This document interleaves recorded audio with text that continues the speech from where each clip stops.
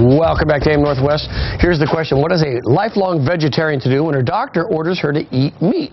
Well, I'd say see that doctor more often. Her year-long foray into the world of cowboys, steakhouses, and barbecues is detailed in the pages of The Butcher and the Vegetarian. Please welcome to AM Northwest author Tara Austen Weaver, right? Tara. Yes. Tara. You told me before the show. All right, Tara. Thanks for being here.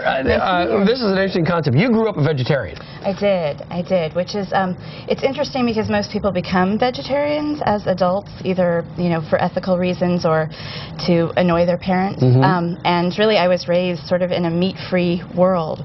So when I was told that I needed to eat meat, I didn't know how to cook it, I didn't know how to buy it, and it sort of brought up a lot of ethical issues for me because I'd just never been exposed to that world. So you decided to explore this world, as you call it, I love this, the testosterone-fueled world of meat.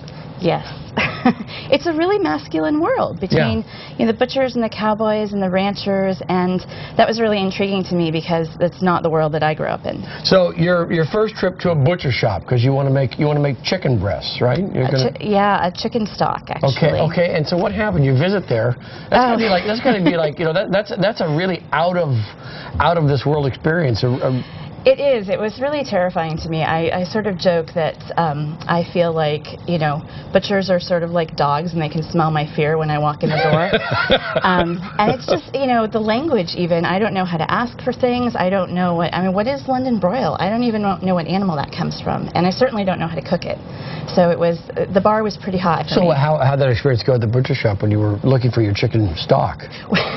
Well, it actually, I don't know if you've ever traveled in a country where you don't speak the language and you sort of memorize the questions to ask and you say, how do I get to the train station? And then they just, you want them to say turn left, pointing, and they just have this outpouring of language that you don't understand. So it was intimidating. So have you since found a love for meat? By the way, I've never asked that question on this show. But have you since, really developed an appetite for it?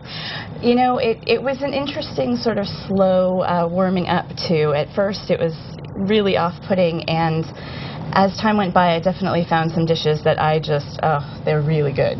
And your family, you get this prescription from your doctor to go eat meat. Yeah. What did your family say? Well, I have a very, my mother is an ethical vegetarian of 50-plus years, and, that I think even the smell of it really turns her stomach, and so we definitely had some negotiating. I tried to do it a little in private, and yeah, it was my dirty little secret for a while. Was it really? And can you be an ethical eater? I mean, well, I was eating meat brought up a lot of questions for me, and I went and researched and found some small ranches that are working really hard to do things sustainably, and so I was very encouraged. Actually, what's your favorite meat dish? I still sort of swoon for the flank steak with chimichurri sauce.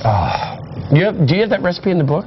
It's actually on my website, taraweaver.com. Yeah, you can find it there. All right, let me ask you, because as a vegetarian, my daughter claims to be a vegetarian, although she loves hot dogs. I haven't told her. But let me ask you, one word: bacon. Bacon, yes. Well, there's a chapter in the book called "Bacon is the Gateway Drug," and I think that sums it up. I spent an afternoon with a barbecue master who made barbecued bacon, which is like bacon times 100.